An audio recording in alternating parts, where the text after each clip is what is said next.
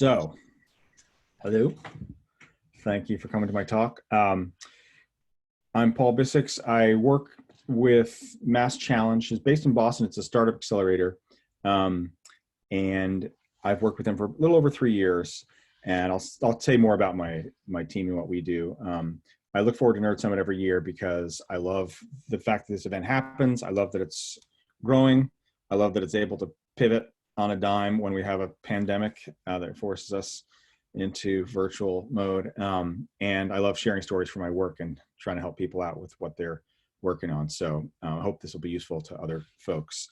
I have a little sort of 5-minute resume that I do at the beginning just to give you an idea of like who is this who's talking to you, so you have some context of my background and how I got to the point of doing this project that I'm talking about today.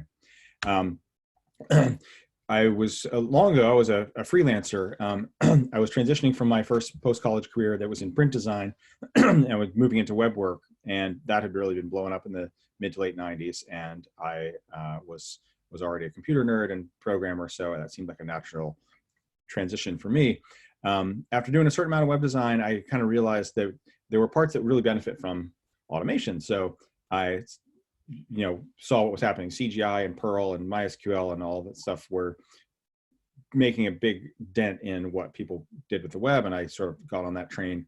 I liked my freelance web work. I had cool clients like the Yiddish Book Center. It was fun. I wasn't very good at running the business part though, so I eventually transitioned into getting a job with one of my clients. One of my better clients, they needed somebody and full time, and I thought, this is a great elegant transition. So I moved on to work for Hallmark Institute of Photography based in Turner's Falls. If we were in a room where I could see people's hands, I would say, how many people have remember Hallmark Institute of Photography? It closed in 2016 after a 32-year run, 42-year run. And so it's no longer there, but while I was there, that was really where I came into my groove with Django and Python. I had been doing a lot of PHP work, and Python really appealed to me. And I was looking around for a web framework because that was most of what my work was at that point. And there were a bunch of Python web frameworks, and none of them were super compelling. But I got this job anyway, and I started doing web stuff. And then 6 months after I got the job, Django was released as an open source project. And I just had the good fortune to say, I think I'll pick that one. There were a bunch of others I could have picked that nobody even remembers now, who wasn't doing that work then, but I had the good fortune to pick the one that turned out to be the winner of that, that long sort of race, and developed into a really mature, broad, capable open source project that's really well run. So that's good stuff.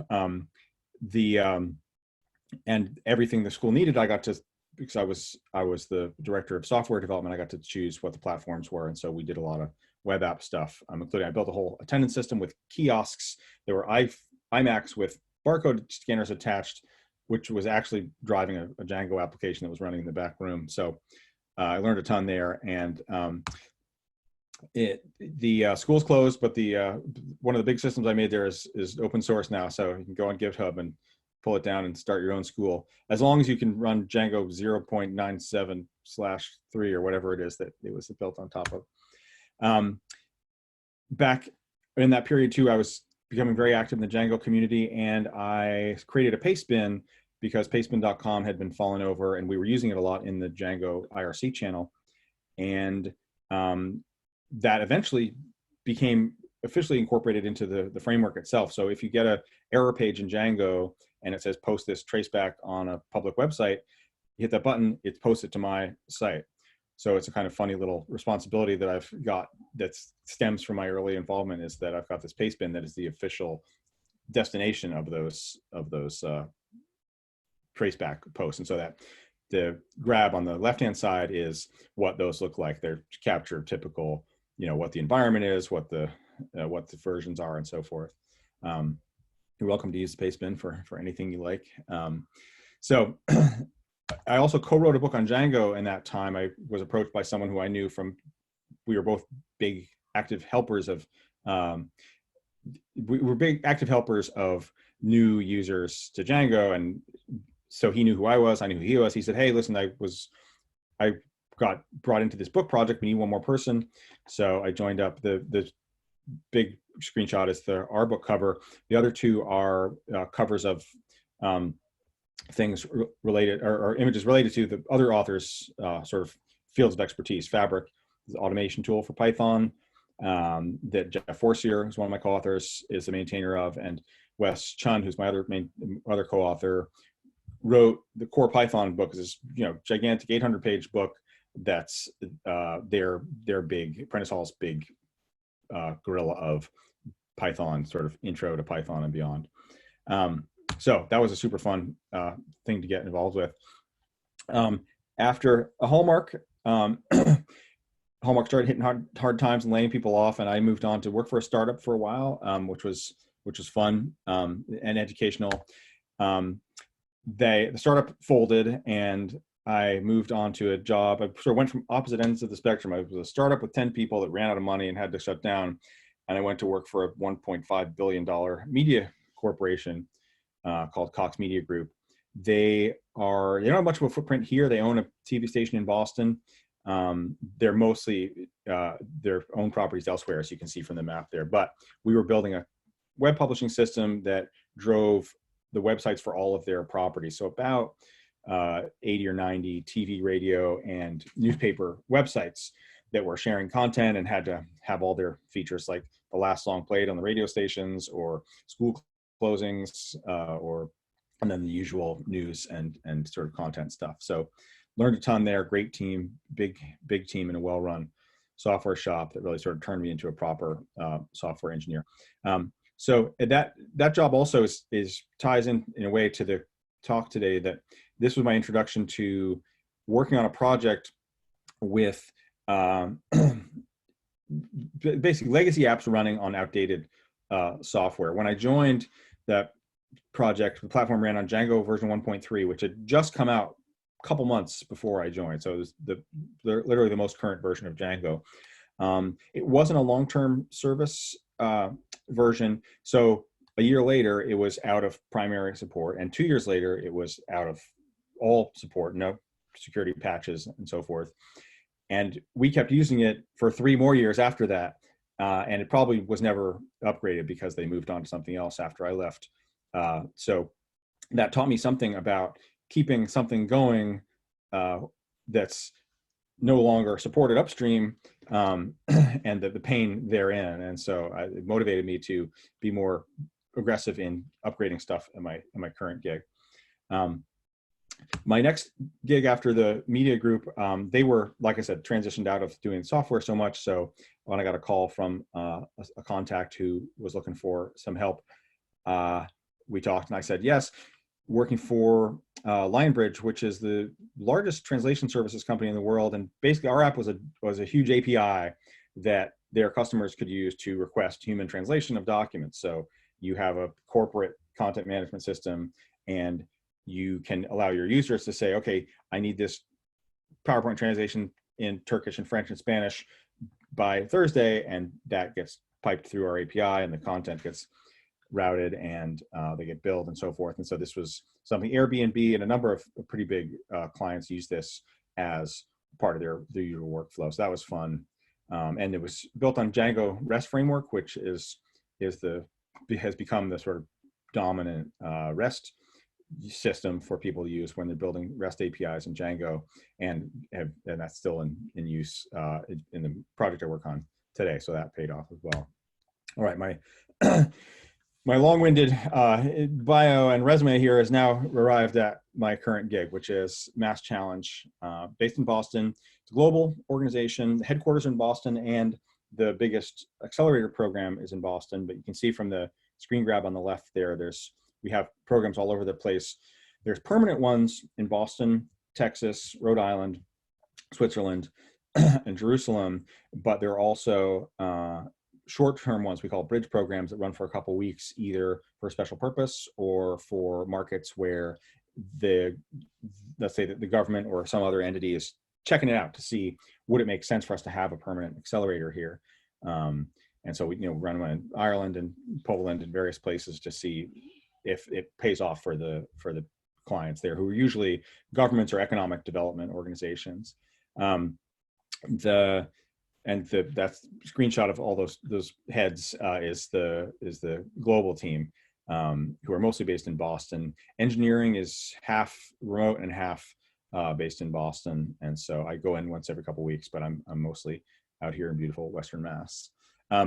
So MassChallenge, like I said, it's a startup accelerator. So the application, the system that we work on, that I'm going to talk about, our migration to Python 3, is called Accelerate, and it is sort of the backbone of the accelerator process. So everything from entrepreneurs registering for the first time, to creating a profile of their startup, to applying to one of the programs or multiple programs, to getting judged by our panel of experts, to participating in the program if they get in, and doing things like making one-on-one meetings with mentors that, if they need to know about marketing or hiring or finance or product, industry specific stuff, tech or otherwise. The pool of experts is really the big value add.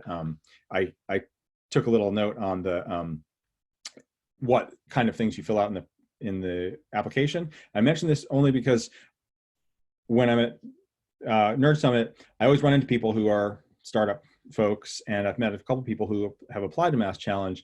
So I know there's always a few bodies around who are in this pool of potential entrepreneurs or compulsive entrepreneurs.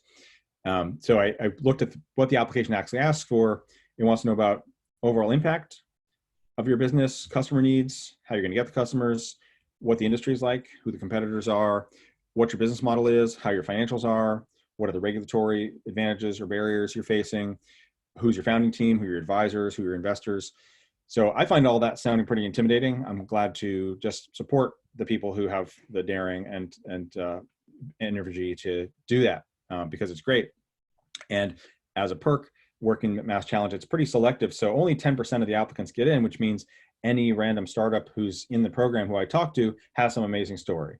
They're like, oh yeah, we have a sterile operating room in a backpack that we built for military surgeons, or we are reinventing palm oil farming in West Africa to be sustainable and cooperatively owned, or we have a technology that extends EV battery life by 25% or something, or we have a breathalyzer that detects lung cancer. So there's just this amazing variety of startups, and I love supporting them. The system, Accelerate, is their interface through all the way through the program, in terms of mostly heavy on the application side, but then there's the sort of, like I said, connecting with mentors. And then in the end, the MassChallenge also gives away cash awards at the end of the cycle. It's a 4-month cycle, and there's an awards ceremony in which the top startups, Boston cohort, let's say, would have 125 startups that get in out of 1,500 that apply, and 25 of those are finalists, and then many of those get cash awards. We give away a couple million, $2-3 million a year. That determination of who gets that is based on information that's gathered in the Accelerate system as well. So it serves a lot of needs in the organization. It's important. It's always on because we're global, and that also affected our tactics for the upgrade, because we want to make sure that we have reliable, solid platform that's doing what it needs to do, while also getting along its path to the infrastructure upgrades we need, like Python 3. My favorite definition of legacy code is production code. As soon as it's deployed and somebody's depending on it, it's legacy code, meaning it has certain forces that are counteracting any effort to change it, because people don't want things to break. So we got our legacy code, and that is what we're working with when we got to do a major migration like this. This is just sort of a gratuitous slide of line counts, just to give you a sense of the scope of the project. It's broken up into 3 different components, which is not real material, but that's those are our repos of source code, and so it's about 100,000 lines of Python code all told.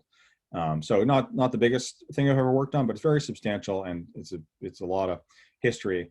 It's also legacy because it was created originally about 8 years ago when the organization was starting up, but the organization is about 10 years old, and the platform mostly dates from about 8 years ago. And it hasn't been rewritten since. It's been evolved and maintained and fixed and extended, but some of those tidbits that were committed in 2012 by somebody who's long moved on to something else are still in there. So it truly is legacy code. So in order to organize this and organize this work, we created an epic in Jira, which is a way to gather multiple tickets together that are all serving one particular goal. And so this was the epic ticket. And then here's sort of a snapshot of some of the tickets that were involved, individual tickets. And you can see they address specific things that are either are involved in doing the work of the new version that's going to run on Python 3, or sunsetting things on the old version that aren't needed anymore. And some of them are about managing the transition. So that's how we organize big efforts like this. And you see I did this screenshot after we completed this, because the rightmost column says done all the way down, which is where we wanted to be. The overall effort took about 3 months to do. Of course, we were doing lots of other things too. The business didn't stop. We were still building features, fixing bugs, and doing our normal work. But one of our main efforts in that time was also this parallel work on upgrading the system to run on Python 3. So let's see here. I've forgotten what the question protocol is, but since I've talked so much, I'm starting to get into the meat here. I'd love to hear from any questions about any questions about sort of what this means to be upgrading to Python 3, or if that's evident to everyone, then I'm happy to just proceed. But I don't want to go past something that can be easily clarified. Somebody's raising their hand there. All right. Stephanie, do I unmute you? How do we do it? There you go. I'd love it if you could cover that. Like, if it's not going to take too much time away from the rest of your talking points. Great, sure. I'm new to Python, so I've only known Python 3, but I'd love to know. I'm sure I'll see Python 2.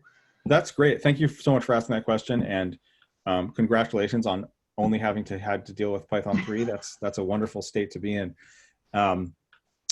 Python 2 had certain issues, and really as Python grew over the last decade more, it became clear that some things needed to be cleaned up, and a decision was made at a high level that it was okay for this to be a breaking change, that for various reasons it was not going to be practical to make the new version of Python, which was called Python 3000 originally, into something where the old code could just automatically run on it, that wasn't going to allow the developers of the language to fix the things that needed to be fixed. The main one being string handling. We're in a Unicode world now, and Python originally evolved in a world before Unicode, and so while it adapted and gathered features that allowed one to handle Unicode text, you still had this world where if you didn't pay attention to that stuff all the time in your code, you were guaranteed to have something weird happen when someone who writes in a language that uses diacritics uploaded a file and it had an accented character in its name, or an accented character in the content, and turns out your code can't handle that because your code is written basically to handle unaccented English characters, because that's the way it was in 1975. So Python 3's major deliverable was Unicode strings are it, and so it has native and central handling of Unicode, not as an add-on, but as just that's the way it is. There are other changes that were done, but that's the biggest one, certainly from the perspective of our work here and from web work. So thank you for asking about that. It was a big deal, and the reason I give this talk is it's a big enough deal to make the switch that it's taken a lot of people a long time to do it. And they're used to Python being a very low maintenance kind of experience and language. And so the idea that there was this very disruptive change was not in most people's vision of what it was to work with Python. You know, if somebody's into some bleeding edge language like Rust or something, where 6 months there may be a new feature or something old doesn't work the same way it does, hey, that's life on the bleeding edge. They love that stuff. But that is not at all the way. Python is very conservative, and so this was a surprising kind of move to have such disruptive change. So that's why it's a big deal. People talk about it. Python 3 is now the official version. Python 2.7 had its end of life at the end of 2019. Is now no longer supported by bug fixes. So it's now Stephanie, your world is now the normal one, which is Python 3. For all the years leading up to this, it was, should I do Python 2 or Python 3? Blah blah blah. And I started saying years ago, Python 3 is not the future, it's the present. It's just not very widely distributed. And so we're getting there. And this talk is me trying to help people get there who aren't there yet, because as with the business I worked in, where we had a version of Django that was 5 years out of date, because it was really hard to change our 300,000 line system that served 40 million pages a day.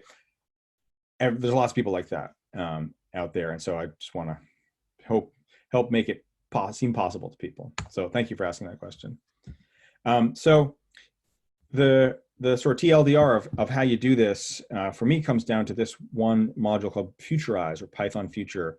This is a set of tools and libraries that help you make the transition, that give you utility support for things you need to change in order for your code to run on Python 3, but also the project embodies a certain workflow that makes a lot of sense in making the transition. So this is absolutely aimed at people who have Python 2 code bases that are substantial, and which they are not in the position to throw away and rewrite in Python 3, because they're not that different. It's not a situation where you have to tremendously change things.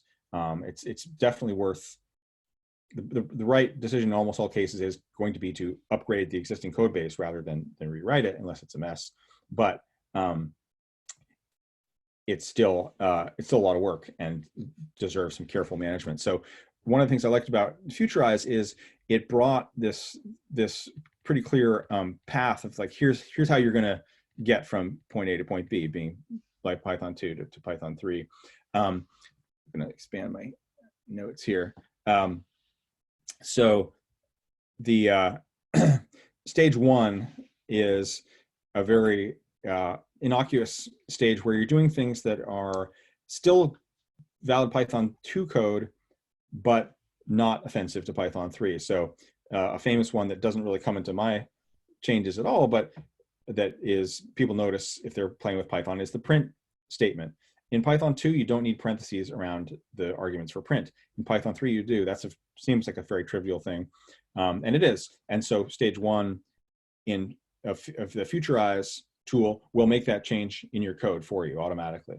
It'll also do syntactical things like the exception syntax is slightly different. You don't use a comma between the name of the exception and the errors that you want to capture from it. Use the keyword as. So that's valid Python 2. It's only valid Python 2.7. And if people had a code base that came up through Python 2, 4, 5, 6, then they haven't used that syntax. So stage 1 sort of just cleanup of like, get rid of all the ugly Python 2 stuff that doesn't need to be there and will cause Python 3 to choke. So stage 1, so that's automated changes, and you check them, then you're good. Stage 2 is dependent on the helpers that Futurize provides. So backport, there's a lot of backported stuff from Python 3 in Python 2, the main line, the actual distribution, in Python 2.7 specifically. But there's some things that aren't there, and Futurize adds those, like an implementation of the string types that are used in Python 3. This is one of the sort of trickiest and most confounding and sometimes intimidating parts of this is the strings. You have a bytes string type and you have a string type, and they're not the same and or didn't exist in Python 2. So Futurize gives you a way to smooth this over. So you bring in the utilities that Futurize provides, and they basically let you have your code, again, run on Python 2, but be friendly to Python 3. So the standard library is slightly different in Python 3. Futurize gives you a way to bring in those, have the new behaviors happen instead of the Python 2 ones. So this is a more significant overhaul, but this is a key step. So again, the stage 1, stage 2 the reason this is so valuable for implementers is it gives you a path to follow that lets you incorporate these changes incrementally into your code base. That's the key thing. We didn't have to have a squad of engineers off in a clean room for 3 months and then popping out and say, hey, what have you guys changed since we were working? Instead, stage one, like I said, it was pretty trivial changes and it still works on Python 2, merge it in. Now it's part of the main project. Stage two, we're using a third-party library, but it still runs on Python 2. We test it, we merge it in, it's part of the main thing so that we're minimizing the amount of stuff we're changing all at once. We do these 2 stages, and that made things more reliable. Then we get to stage 3.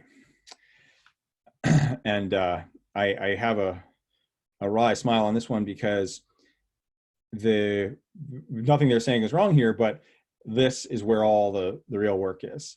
And you notice they talk about tests. This is pretty much a, I consider it a necessity to doing a transition like this is having a really good test suite. Luckily, when I arrived at the project, they had sort of re-upped their commitment to testing and were measuring coverage and had about 80% test coverage of the whole code base. Now we're at about 95%, and that we've been advancing up and up. And this is key. So these are just a few snapshots of things from our testing world. One is a couple source code, a couple tests, a Travis build down below where the tests were run by our continuous integration system. And so every time we make a change to work in progress, all the tests get run and we see what the result is. That's useful because to run the full test suite locally takes about 25 minutes. There's about 2,500 tests. So it's nice to have it offloaded, but still get that confirmation. And then the QA punch list is when we do a major release, we also manually go through things to make sure they function in the way we expect. So that's sort of our full stack testing. The initial test run produced a few errors. I mentioned that we had about 2,500 tests. About 600 or 700 of them just errored out. They didn't fail, they just couldn't even run because they had some assumptions in them that were Python 2 centric and didn't work correctly in Python 3, and so they blew up. So although it feels like a daunting thing to have 600 failed tests or erroring tests, it's also really useful because it's your punch list. It's the to-do list of what has to be fixed. You don't have to wonder if you found things. If you have this list of here's all the stuff that blows up, because I know my test coverage is excellent, then you have a nice definitive punch list. Here's just sort of a sampler of the kinds of exceptions that cause those tests to blow up. You notice most of them seem to be about strings. And again, this is really front and center when you're doing web apps, because web apps are essentially string processors. The HTTP requests are strings and the responses are strings, and things need to be encoded. And that's the key difference between the sort of old world, it's more or less ASCII, and the new world of Unicode is everything Unicode. It's either in Unicode representation in memory or it's encoded in some encoding. And encodings were not something we had to think about in the old regime, and we didn't think about that, and that's why this is a very common sort of palette of errors that happen when you run Python 2 code under Python 3, because the Python 2 code is kind of careless about string encoding sometimes, and you can't do that in Python 3. It's more rigid. So anyway, this is the kind of exceptions that we were looking at. I'll pause one more moment for questions here, and then I'll take questions at the end. But anybody have anything that I've hit here that deserves clarification? Got about 10 minutes left in this session, so all right, sounds like not. I'll keep going. So this, I just have snapshots of some of the types of changes that were made. This is just screen grabs from GitHub pull requests. So on the left is stuff that got changed or deleted, and on the right is the updated one. The biggest category of things that caused errors in our tests were tests that wanted to see if some content was in the response to a particular request. So we say, okay, if a judge puts their name on a form, if they ask for the form, is their name there, or etc. So a lot of these, there's a lot of different ways to do this, and we were kind of doing them all. And there's only one right way to do it as far as Python 3 and Unicode correctness are concerned. And so fixing this was going through hundreds of tests that had sort of willy-nilly style in terms of seeing what, in terms of checking content. You can see on the left, there's bare assertions at the bottom there. Assert blah is in blah, or there's assert in, and then there's assert true for the string in the thing, and they're all they all logically in Python 2 they boil down to the same thing, but in Python 3 they are making assumptions about string encoding that are not correct. And so the right hand side, the green stuff, is basically Django's test runner and test framework does the right thing when if you say assert contains, it deals with the encoding issues, and you just say here's my text and here's the response, is it there? So it's going to worry about all the encoding stuff, and you don't have to. So it's nice because to do it right, it actually is not more code. It's simpler, more consistent code. So that was tedious but easy to fix. I was able to do search and replace bulk change of a lot of these. Once in a while I made a little mistake in my regular expressions, like the ones that were inverted, and I created some syntactical errors, but those were easily caught. And this is just a couple examples of how Unicode used to be something you had to invoke explicitly. Oh, now I want to use Unicode, so I'm going to use the Unicode method or the force Unicode function. But now all the strings are Unicode, so that's no longer something you have to sort of shoehorn in there. And there's some, in the type system, got a few bits of tuning, making it a little bit more rigorous. One thing is you can't compare none to a number anymore. It used to be implicitly was more or less 0, but now you can't do that because none is a null. It doesn't have a value, so you can't say how it compares to a numeric value. And so you can see on the right hand side there, I had to do a little logic to use a 0 if there was a none present when I was comparing it to other numbers. So a few things like that caught us and blew up, but found it fixed. And there are other things like the syntax for iterating through contents of a dictionary changed. That was not hard. Dependencies, and this is my last major topic on this, were the big thing that not a lot of people talk about this when they're talking about Python 2, Python 3. It's about syntax and the standard library. But the biggest pain point for us was dependencies. We have a lot of dependencies. You can see on the right-hand side there, there's that's a snapshot from our build-out configuration, which lists all our dependencies and all the changes in one of the diffs. Dependencies were things that had been selected years ago and were no longer maintained, had no Python 3 compatible version, etc. So we had to do a lot of triage and going through those in detail each of the dependencies. Some cases we were able to find a newer version, find something that swaps in, make a fork to make the changes that need to be done to Python 3 for Python 3 compatibility if we had to. And in some cases we discovered there were actually dependencies in there that weren't used anymore. So there's that red chunk of code on the right-hand side there is code that I was able to remove because as I was sweating how I was going to get NLTK or some big dependency that had a problem with Python 3 working, I looked at the code and I thought, this doesn't actually do anything in the application currently. It's just there. And tests hit it, and so they explode when they run under Python 3, but we can remove it. So we had some wonderful wins with removing old code. And that's the end of my saga. The Python 3 upgrade set the stage for our Django 2 upgrade, and we did those in 2 stages because we could. So we got the whole system running on Python 3, still on Django 1.11, which was the last 1.x Django, which ends its service support next month.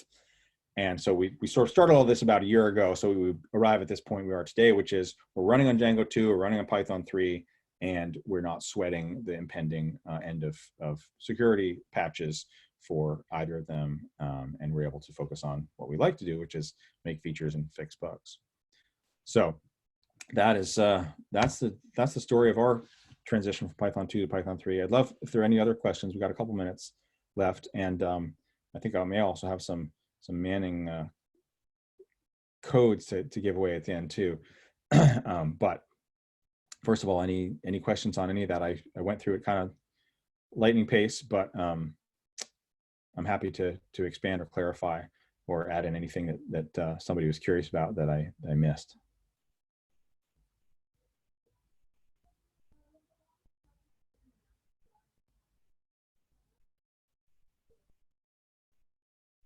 All right, while people ruminate, I'm happy to have last minute interjections on questions too, but Stephanie, shall we do the Manning giveaway?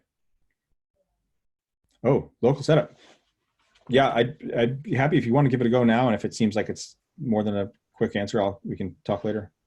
Yeah, so really it's just a very general question. Like, I'm a Mac user currently and switching over to Linux, but I use Lando as my sort of build environment versus a virtual machine and stuff.